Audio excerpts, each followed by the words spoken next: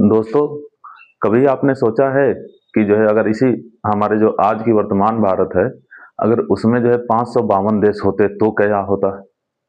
या फिर आपने कभी ये सोचा है कि जैसे 552 छोड़िए, हमारे भारत देश के अंदर जो आज का भारत है, उसमें अगर 100 देश होते, मान लीजिए आपको गोवा जाने के लिए वीज़ा लेना पड़ जाता, तो क्या हाल होती? तो ये आज की कहानी है भारत के एकीकरण की, जिसके रचनाकार हैं जो है सरदार वल्लभ भाई पटेल। ठीक है, तो हम लोग इसको जो है आज पढ़ेंगे। पिछली क्लास में जो चीज़ें पढ़े हैं उससे हट के चर्चा आज होगी भारत के एकीकरण की, जिससे आपके जो ये यूपीएसआई वाली क्लास है उसमें बहुत दो तीन क्वेश्चन माइनर बनेंगे। और चूंकि जो है मेरी भी इच्छा थी कि जो है मैं इसको बहुत लंबा खींच के ले जाऊं, लेकिन जो है एग्जाम को ध्यान में रखते हुए अभी आज हम बस जो है टू द पॉइंट बात करेंगे। ठीक है, थोड़ा थोड़ा ओवरव्यू लेंगे, आगे चल के जो है फिर इस पे कभी एक दिन जो है विस्तृत रूप से जो है इस पे चर्चा की जाएगी। ठीक, तो पिछली क्लास में जो है हमने कहाँ तक पढ़ा था? पिछली क्लास में हमने पढ़ा था कि विभिन्न देशों से क्या क्या चीजें उधार ली गई थी। ठीक है, उधार लेने का तात्पर्य कि क्या प्रेरित है भारत में, जो है कौन सी चीजें कहाँ से प्रेरित की गई हैं। ठीक है, अब आगे अगर हम इसी क्रम में बढ़ेंगे तो आज हमको पढ़ना है भारत का एकीकरण, यूनिफिकेशन ऑफ इंडिया, भारत का एकीकरण। ठीक है, देखिए भारत की एकीकरण की कहानी की शुरुआत जो है कहाँ से होती है। हमने जो है आपको 3 जून 1947 को कौन सी प्लान आई थी, याद है आप सभी को? 3 जून 1947 को माउंटबेटन प्लान आई थी, जिसी इसी प्लान को 18 जुलाई को 1947 को कौन सा अधिनियम बना दिया गया था? भारतीय स्वतंत्रता अधिनियम। तो ये जो 3 जून वाली जो प्लान थी, इसमें क्या चीज बोला गया था? मैंने उस समय भी आपको बताया था कि लैप्स ऑफ पैरामाउंसी को जो है समाप्त किया जाता है, यानी देसी राजे रजवाड़े जो है अब अपने रूप में पूरी तरह स्वतंत्र हैं। और उनके लिए एक सुविधा भी दे दी गई कि वो चाहे तो जो है भारत में मिले, चाहे तो पाकिस्तान में मिले, और अगर अलग रहना चाहें तो अलग देश के रूप में रहें। ठीक है, अब समझ लीजिए यही जो स्थिति थी, ये जो है सबसे खतरनाक उभर की हुई भारत के पीठ में कैंसर की जैसी। सबसे पहला जो देसी रियासत निकला वो जो था त्रावणकोर। ठीक, इस प्लान के आने के 2 दिन बाद ही अपने आप को स्वतंत्र घोषित कर देता है। अब त्रावणकोर जो है स्वतंत्र घोषित कर दिया, उसके अगले दिन बाद हैदराबाद। त्रावणकोर जो है केरला का एक हिस्सा हुआ करता था। ठीक है, तो देसी रियासत थे। अब अगली जो दिन थी हैदराबाद। अब हैदराबाद आज का हैदराबाद नहीं है, उस समय जो है बहुत बड़ा हिस्सा हुआ करता था, तकरीबन तकरीबन जो है समझ लीजिए कि उसमें जो है केरला के भी हिस्से, तमिलनाडु के हिस्से, ठीक है, और वर्तमान का कर्नाटक, महाराष्ट्र का कुछ हिस्सा, गोवा तक की क्षेत्र जो है उसके अंदर आती थी। तो ऐसी परिस्थिति में हैदराबाद का अलग हो जाना एक बड़े रियासत का, और उन बड़े रियासतों को जो है प्रेरित कर दिया, जैसे जोधपुर, बीकानेर, जैसलमेर, भोपाल, ये सब जो है रियासतें थी।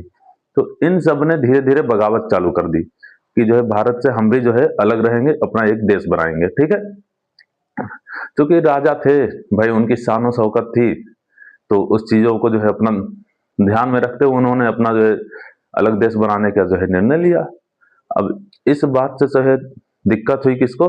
भारतीय गवर्नमेंट को, खासकर जो है जो प्रांत को एकीकृत करने के लिए जो है बनाई गई थी कमेटी। ठीक है, अब जानते हैं सरदार पटेल।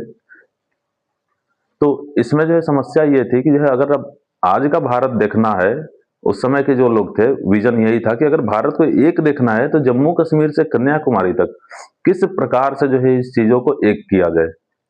तो इसी क्रम में जो है देसी रियासत मामलों का एक मंत्रालय बनाया गया। देसी रियासत मामलों का मंत्रालय बना, इसके जो है अध्यक्ष जो बने, मंत्री बने कह लीजिए, वो थे सरदार पटेल, और इसके जो सचिव हुए वो थे वीपी मेनन। वीपी मेनन इसके सचिव थे, उनका बहुत बहुत ही अहम भूमिका है जो है भारत के एकीकरण में भी। तो होता क्या है कि वीपी मेनन साहब जाके जो है माउंटबेटन से मिलते हैं और उनको समझाते हैं कि भाई साहब, आपने जो ये प्लान में ये जो है पॉइंट रख दिया था ना, ये जो है बहुत ही दिक्कत वाली बात है। आने वाली इतिहास आपको ही जिम्मेदार ठहराएगी।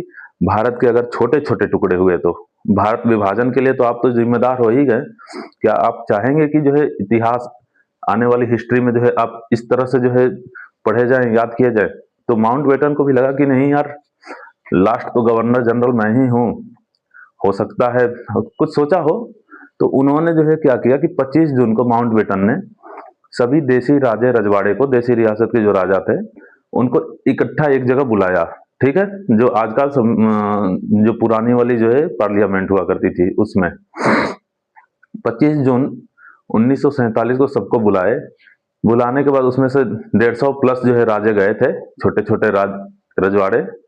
ठीक है, तो बुलाने के बाद उन्होंने जो है वहां पे संबोधित करते हुए लोगों को ये बताया कि भाई अगर आप भारत में मिलते हैं या पाकिस्तान में मिलते हैं तो आपको क्या फायदा होगा, क्या नुकसान होगा। ठीक है, और अगर नहीं मिलते हैं तो क्या नुकसान होगा, ये सब चीजें उनको गिनवाया। ठीक है, फाइनली जो है उनका इंडिकेशन यही था कि आप लोग भारत में मिल जाइए, क्योंकि ज्योग्राफिकल जो कंडीशन है और पॉलिटिकल कंडीशन, व्यापार वगैरह को ध्यान में रखते हुए भारत में मिलना उचित है। तो ऐसी कंडीशन में जो है जो आए थे उसमें से मैक्सिमम लोग भारत से मिलने के लिए राजी हो गए। अब एक्चुअली में जो है भारत से मिलने के लिए जो है करना क्या होता था, तो एक विलय पत्र होती थी, एक पेपर होता था, उसको विलय पत्र बोला जाता था, instrument of accession. Instrument of accession पे जो है साइन करवाया जाता था और उसमें शर्तें लिखी होती थी तमाम। ठीक है, कि हम आपको भारत में मिलने के बदले क्या क्या चीजें देंगे। इन्हीं सारी शर्तों को एक लाइन में बोला जाता था प्रीवी पर्स। जो भारत में मिलने के बदले जो है उनको जो गिफ्ट दिया गया, कह लीजिए भाई राजा है तो उसकी शान शौकत है, नौकर चाकर हैं, गाड़ी घोड़ा है। ठीक है, उतना बड़ा क्षेत्र है, कभी से जो है अपने से कुछ काम किया नहीं है तो भाई पूरी व्यवस्था भी तो रखेगा, तो उसके बदले उसको एक फंड दी जाती थी, इसको बोला जाता था प्रीवी पर्स। तो जो है इंस्ट्रूमेंट ऑफ एक्सेशन पे साइन करते थे लोग और प्रीवी पर्स जो है तय होती थी, कितना जो है आपके क्षेत्र के हिसाब से, ठीक है, आपकी जो है पूंजी के हिसाब से ये चीजें बढ़ती थी। तो इस तरह से जो है सिलसिला आगे चलता गया। अब हुआ क्या कि जो है जोधपुर, जैसलमेर, बीकानेर, ये तीनों जो है भारत से मिलने के पक्ष में नहीं थे, लेकिन कुछ घटनाएं ऐसी घटी जिन्ना ने थोड़ा सा दुर्व्यवहार कर दिया था हनुमान सिंह के साथ, जो कि जो है जोधपुर के राजा थे। ये आपके एग्जाम के लिए इंपॉर्टेंट नहीं है जोधपुर वगैरह वाला, आपके एग्जाम के लिए जो इंपॉर्टेंट है मैं अभी बता दूंगा। ठीक है, तो जोधपुर से उनके राजा से जो है थोड़ा सा जो दुर्व्यवहार कर दिया, उस कारण जोधपुर के जो है राजा आगे चल के जो है भारत में मिल जाते हैं, इंस्ट्रूमेंट ऑफ एक्सेशन पे साइन कर लेते हैं और भी अन्य राजाएं भी कर लेते हैं। तो स्थिति ये होती है कि 15 अगस्त 1947 को जब हमारा देश आजाद हुआ, 15 अगस्त 1947 को जब देश आजाद होता है, तो उस समय जो है मेनली 3 जो राज्य थे वर्तमान के जो 3 राज्य हैं वो अभी भारत के हिस्से नहीं थे।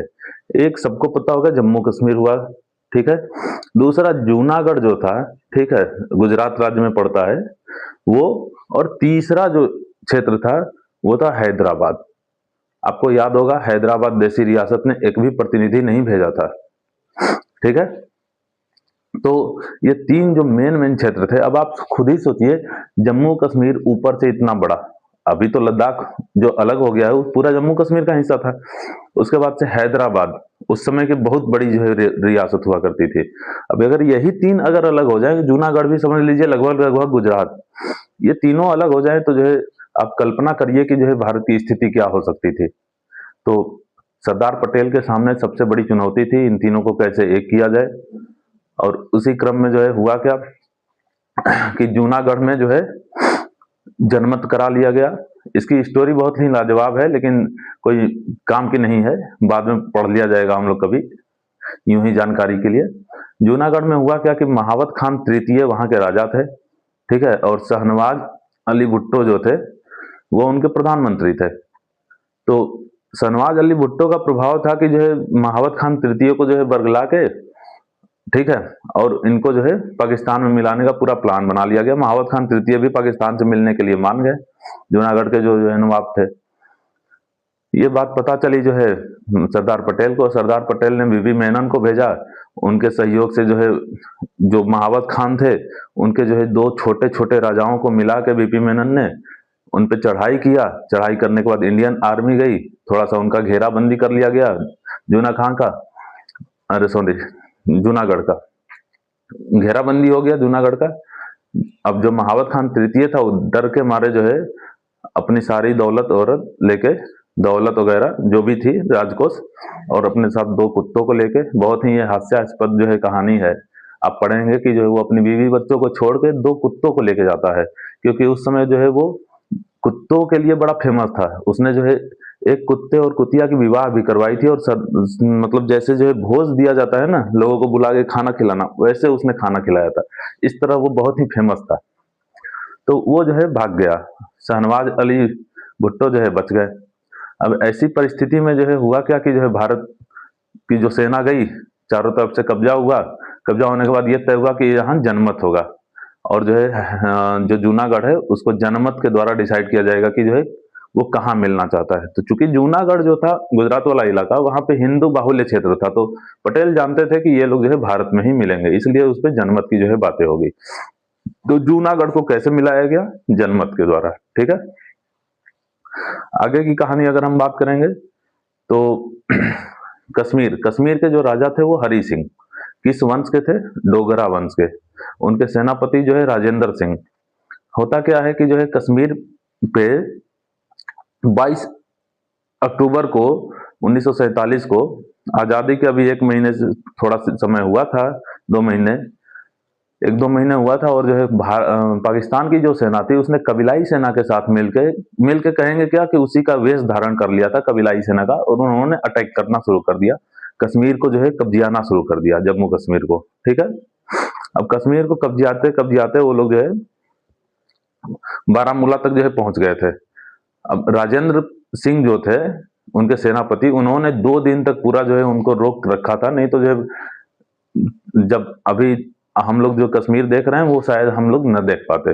राजेंद्र सिंह ने 2 दिनों तक रोक रखा, जिस कारण से जो है महाराजा हरि सिंह जो है भारत के साथ जो है इंस्ट्रूमेंट ऑफ एक्सेशन साइन करते हैं 26 अक्टूबर को, और भारत की सेना जो है तब जाती है, क्योंकि महाराजा हरि सिंह भारत से जो है सपोर्ट मांग रहे थे कि पाकिस्तान आर्मी हम पे हमला की है, आप सपोर्ट भेजिए।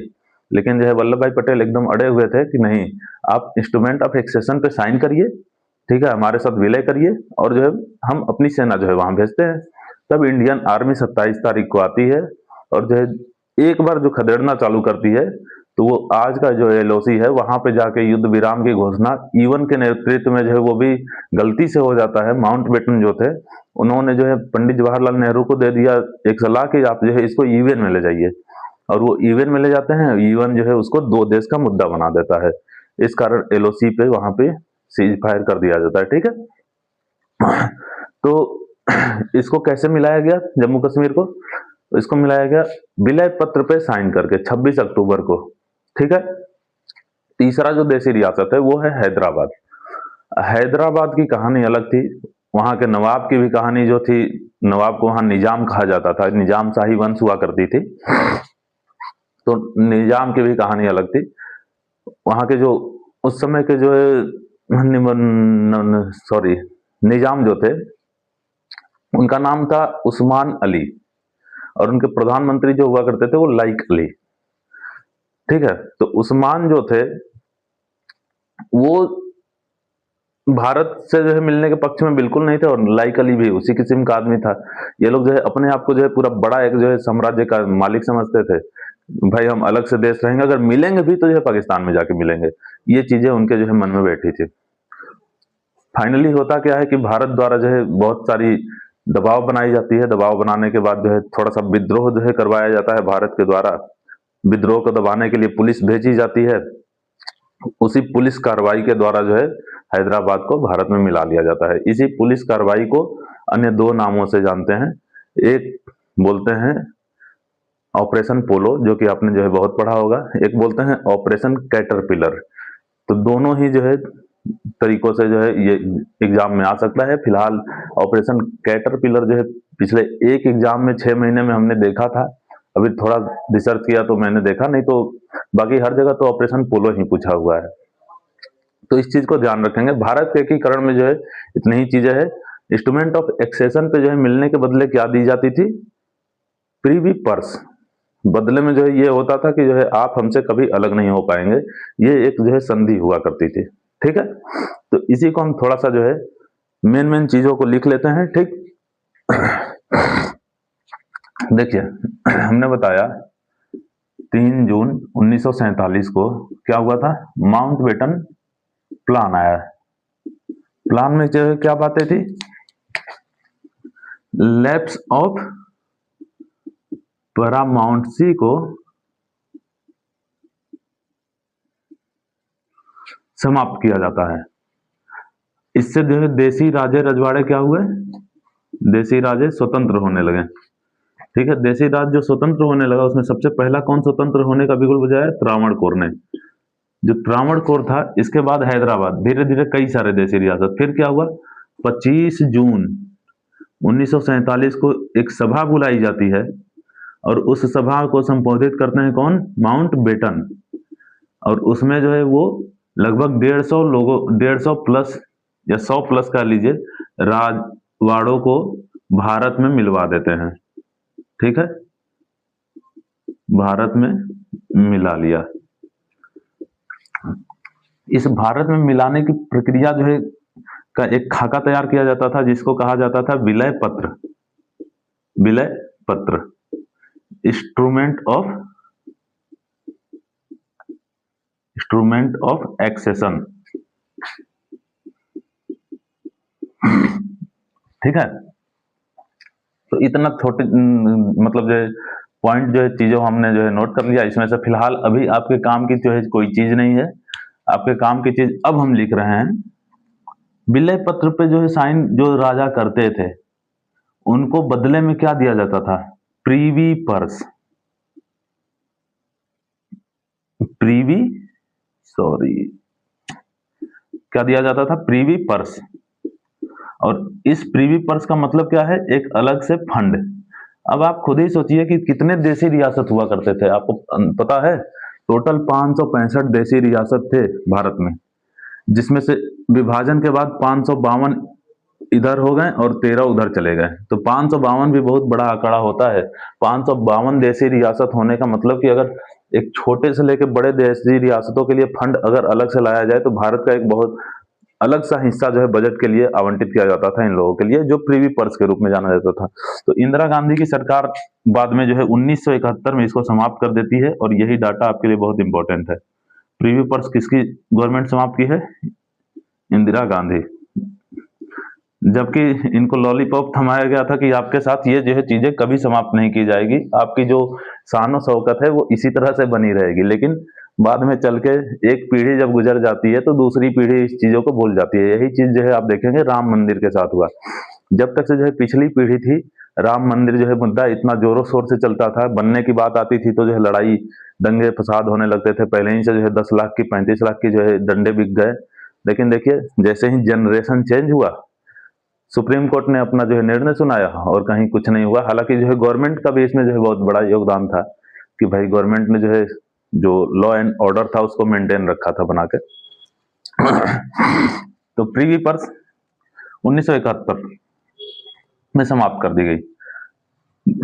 15 अगस्त 19 हमने देखा कि 15 अगस्त 1947 तक लगभग सारे लोग जो है भारत में विलय कर लिए गए। मेनली 3 लोग जो है बचे हुए थे। कौन कौन से थे, पहला जूनागढ़,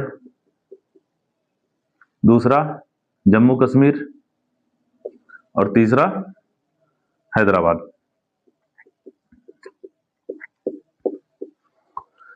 तो जूनागढ़ जो है इसको किससे मिलाया गया था, जनमत द्वारा। ये कैसे मिलाया गया यही बहुत इंपॉर्टेंट है, यही चीजें ज्यादा पूछी जाती हैं। जम्मू कश्मीर का जो है कैसे विलीकरण हुआ था, विलीनीकरण, तो इसका हुआ था इंस्ट्रूमेंट ऑफ एक्सेशन पे साइन करके, यानी विलय पत्र पर हस्ताक्षर द्वारा, इंस्ट्रूमेंट ऑफ एक्सेशन पे साइन द्वारा, ठीक है। हैदराबाद को कैसे मिलाया गया, ऑपरेशन पोलो, ठीक है। पहले तो पुलिस कार्यवाही द्वारा, इसी को बोला जाता है, एक ऑपरेशन का नाम दिया गया ऑपरेशन। उस समय ऑपरेशन पोलो के जो है मैदान बहुत हुआ करते थे, इसलिए जो है ये बाई डिफॉल्ट ऐसे नाम दे दिया गया ऑपरेशन पोलो। और क्या नाम दिया गया इसको, ऑपरेशन कैटरपिलर। Operation caterpillar. इसमें से जो डेट याद रखनी है आपको, विलय पत्र वाली जो है कब हुई थी, 26 अक्टूबर 47 को ये जम्मू कश्मीर द्वारा साइन किया गया था। बाकी इसके जो नवाब थे कौन थे, ये उतना इंपॉर्टेंट नहीं है, महाबत खान थर्ड, ठीक है। जम्मू के कौन थे, जम्मू वंश, जम्मू जो राज्य थी वहां के जो है राजा कौन थे, तो ये तो आप सभी को पता भी होगा, हरि सिंह, महाराजा हरि सिंह। किस वंश के थे, डोगरा वंश, ठीक है। हैदराबाद का जो निजाम था उस्मान अली, ये बाद में चल के बहुत ही, हालांकि ये अपने कंजूसी के लिए भी जाना जाता था। इसके पास तकरीबन जो है 200 से ज्यादा खरब डॉलर का जो है संपत्ति था। उस समय भारत का सबसे रिचेस्ट आदमी जो है कह लीजिए कि अब जो है एक तरह से एशिया का जो है सबसे रिचेस्ट आदमी हुआ करता था। भारत गवर्नमेंट को इसमें जो है 5000 किलो जो है सोना दिया था 65 की लड़ाई में। आप सोच लीजिए जो है इसके पास कितना संपत्ति होगी। केवल ये जो है 1500 करोड़ रुपए की हीरा से जो है अपने पेपर को दबाने का जो है काम करता था। जो न्यूज़पेपर पढ़ते हैं उसको दबाने के लिए 1500 करोड़ का हीरा जो है यूज करता था, डायमंड। तो ऐसे इसकी चर्चे हैं। कभी आप जो है, जिनको नहीं पता होगा, हमारे यहाँ जो बीएचयू है उसमें एक बीएचयू के परिसर में हैदराबाद गेट है, उसकी भी कहानी उस्मान अली से जुड़ी हुई है। तो आप पढ़ेंगे, बहुत ही मजा आएगा। फिलहाल हम लोग यहीं पे रुकते हैं, इसके आगे हम लोग जो है बात करते हैं अनुसूची पे, ठीक है। तो इसको आप जो पॉइंट लिखना हो लिख लीजिए, नोट कर लीजिए, स्क्रीनशॉट ले लीजिए।